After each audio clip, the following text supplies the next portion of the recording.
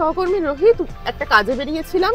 শ্যামবাজার থেকে শুরু করে হাতিবাগান হয়ে আমহা স্ট্রিটগামী যে কটা রাস্তা রয়েছে প্রত্যেক কটা রাস্তায় রীতিমতো যানজট পাচ্ছি, জ্যাম পাচ্ছি, দীর্ঘক্ষণ সিগন্যালে অপেক্ষা করতে হচ্ছে।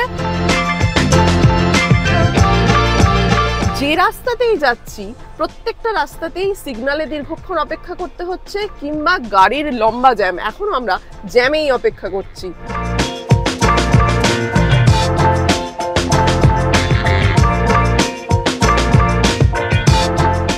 অর্থাৎ পুজো এবং যানজট উত্তর কলকাতায় কালী পুজোকে কেন্দ্র করে একেবারে সমার্থক হয়ে গেছে। আবার সিগন্যাল রেড। শ্যামবাজার থেকে আমহা স্ট্রিট যাব, গুগল ম্যাপে গোটা রাস্তা লাল দেখাচ্ছে 13 মিনিট।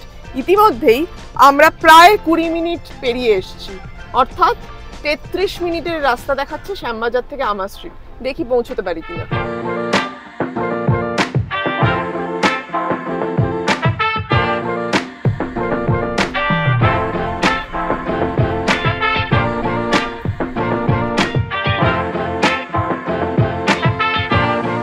শ্যামবাজার পাঁচমাথার মোড় পৌঁছতে আমাদের সময় লাগলো 1 ঘন্টা 12 মিনিট।